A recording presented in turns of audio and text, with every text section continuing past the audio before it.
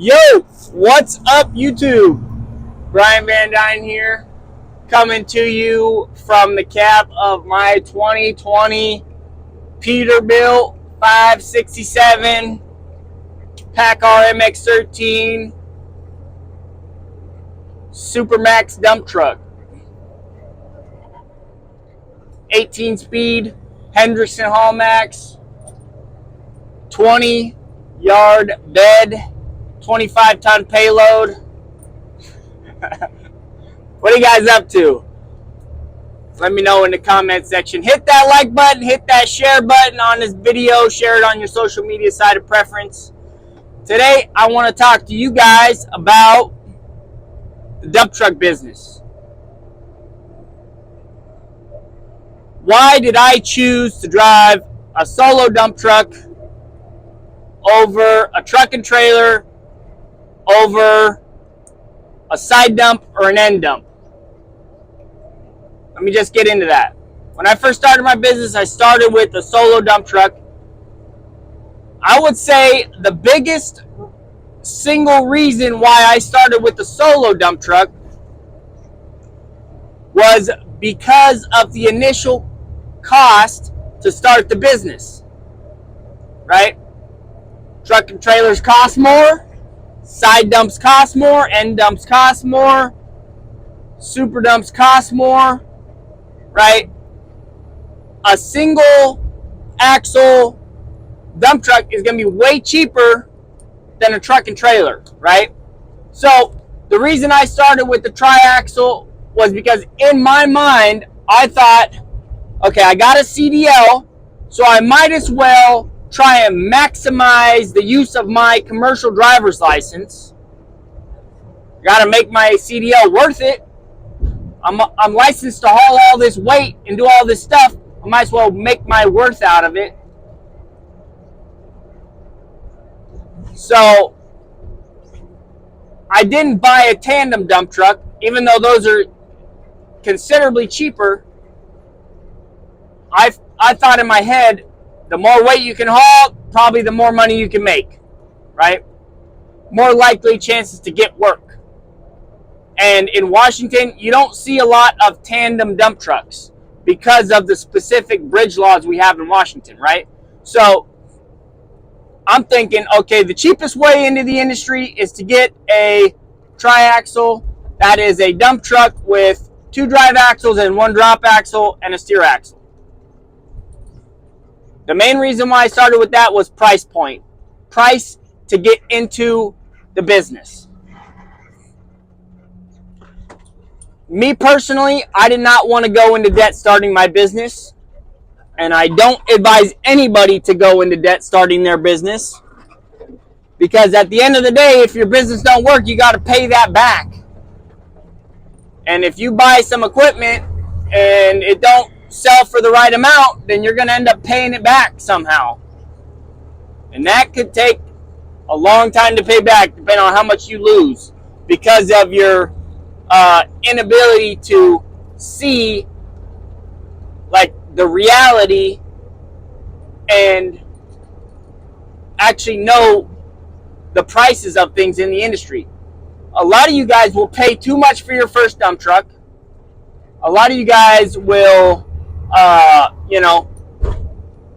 because you're naive. I was naive too.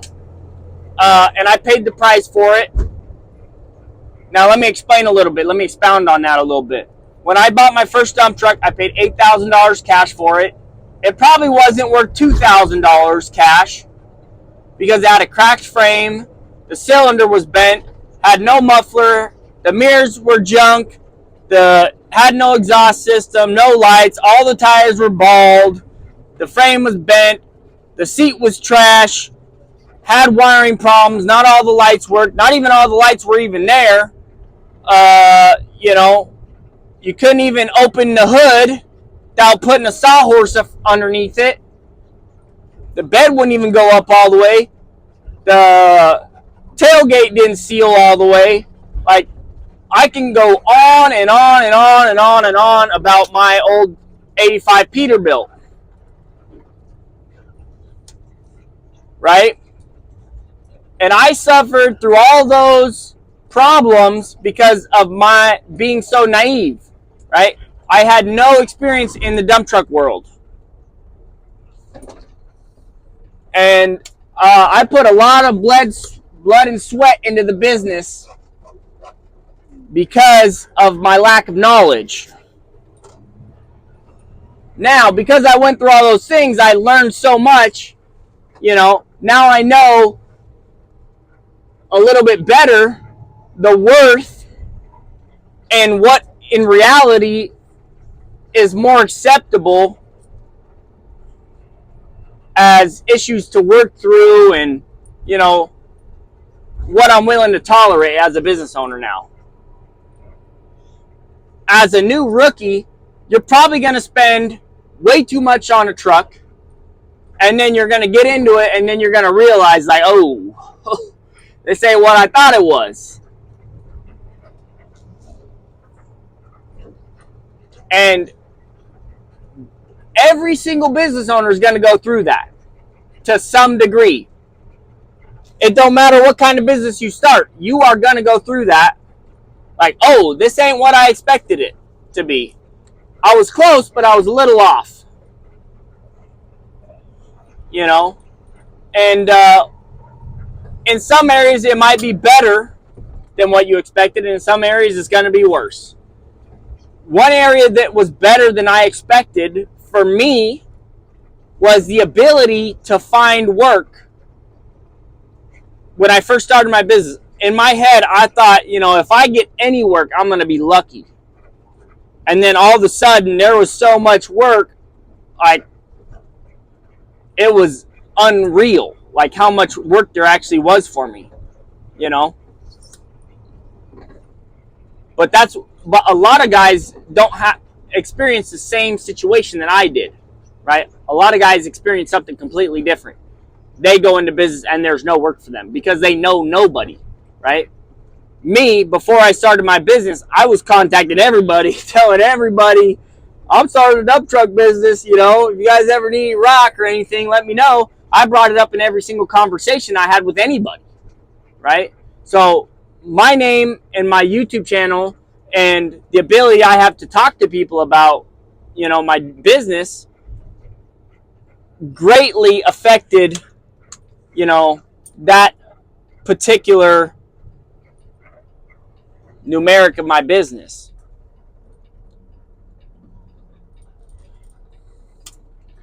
But like I said, everybody's going to have a different experience. That's just the way it goes, right?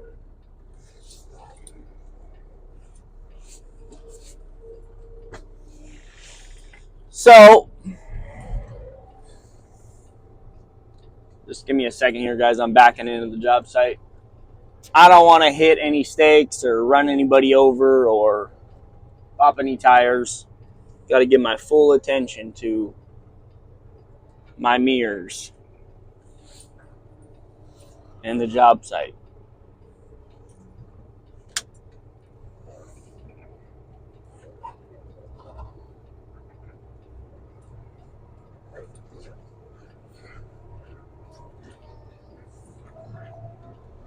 So anyways, how's the weather where you guys are at? Is it sunny? Is it rainy? You guys working? You guys sitting at home?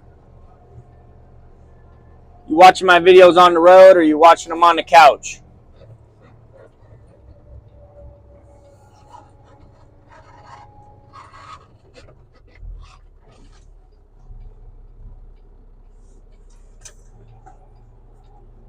So I would recommend that you guys start out with the cheapest option possible when running a business. I would say the number one reason for that is because the lack of experience that you have. As an experienced business owner,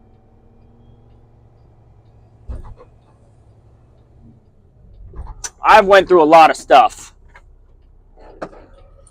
And I can 100% tell you, if I had to do it all over again, I would do it exactly the same way I did it. I would not change a dang thing. For one, because I'm successful. And number two, all that experience I went through, that benefited in my success. Like without all that experience, I probably wouldn't have been as successful. I might have quit.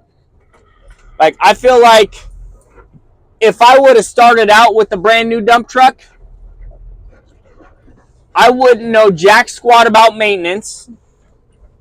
I wouldn't know jack squat about truck repair. I wouldn't know jack squat about building a customer base off of your work merit.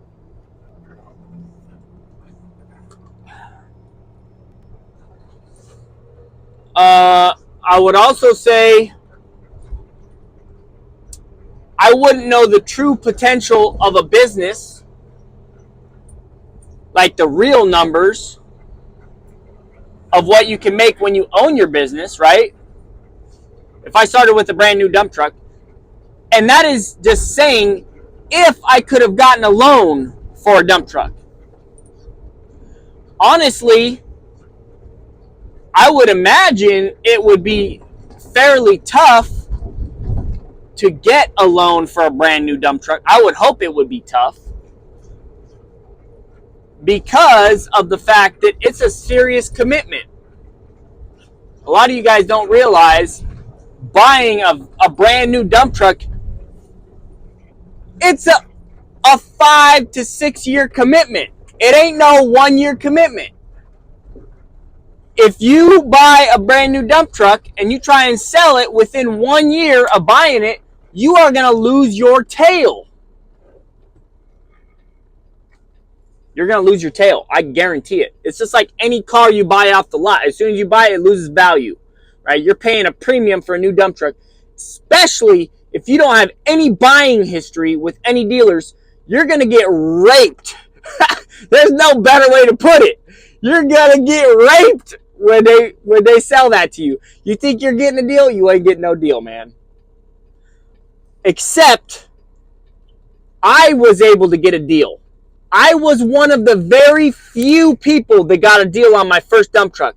And it wasn't even that good of a deal. Let me explain it to you a little bit. I had been in business for 2 years. 2 years. So I knew my numbers for dump trucking, right? I knew what the realistic potential was for a dump truck. My realistic numbers, right? Everybody's numbers are going to be different depending on where you live and who you know, right? If you're a popular person and a lot of people know your work ethic, then you're probably going to have good numbers. But if nobody knows you and you're a loner and you don't take showers, your numbers are going to look like crap. That's just the way it goes, right? So,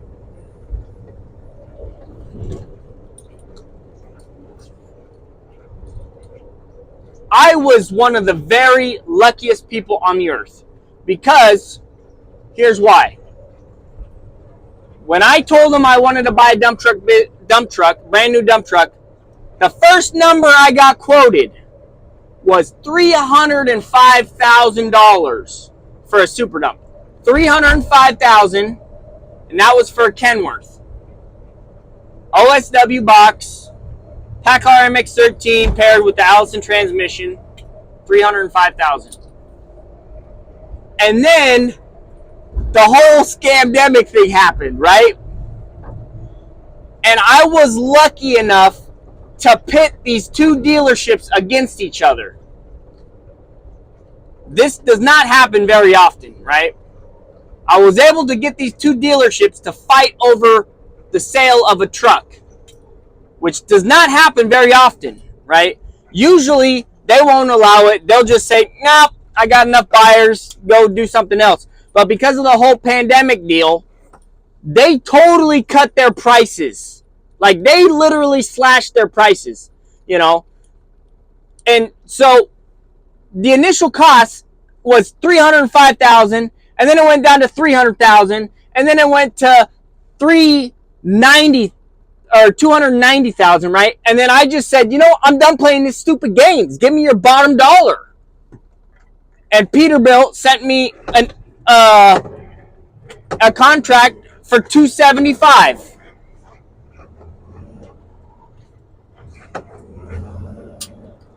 So literally $30,000 of profit was taken off of that truck. $30,000, man. That's a lot of money. But because I was a first-time buyer, they didn't give me the interest rate that a lot of these guys get, right? So I didn't get the deal on the front end, or let me rephrase that. I got the deal on the front end, but not on the back end. So if I don't make any extra payments, I didn't really get that good of a deal because of the interest that it racks up, right? So at the end of the day, I'm paying $350,000 for this dump truck if I don't make a single extra payment, right?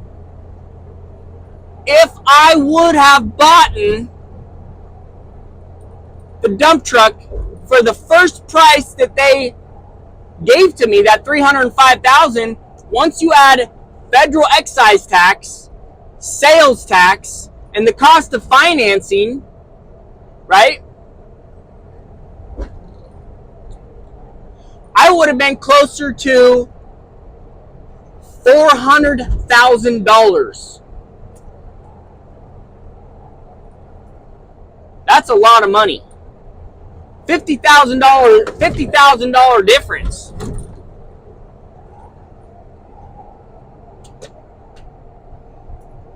What are the chances of you getting a similar deal? What are the chances of you pitting two dealerships against each other and them wanting to get rid of their inventory because there's a whole pandemic and the work's going to dry up all of a sudden and nobody wants to buy a new truck because everybody's scared of what's going on in the economy, right? That does not happen every day. So I was very, very lucky. And I notice that now because I'm buying another dump truck and the prices have gone up considerably. So, you know,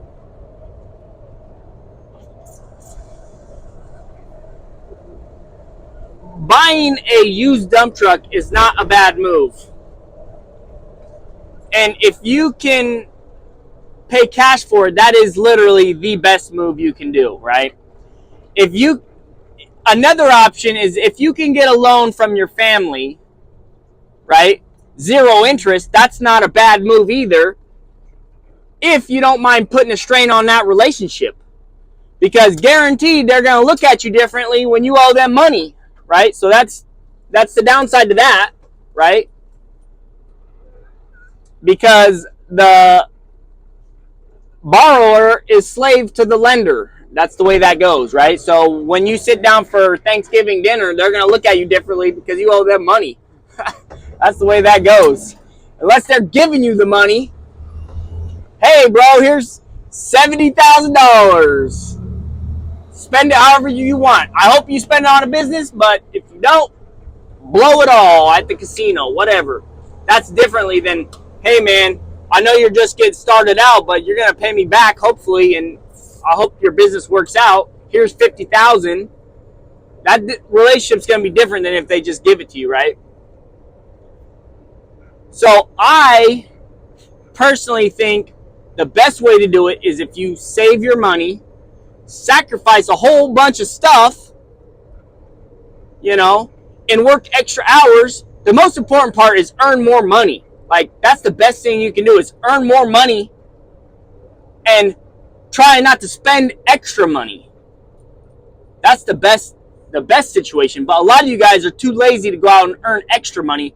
So the only way you can actually do it is just by, you know, not spending stupid money on stupid stuff, right? Don't go out to eat. Don't go to the movies. Don't do anything that costs money and just save it. You know?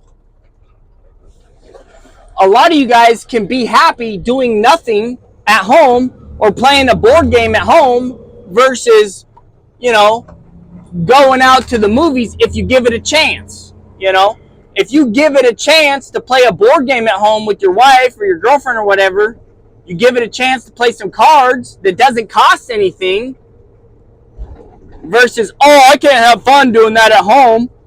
I got to go out and spend, 20, 50, 100, 200 bucks to have some fun.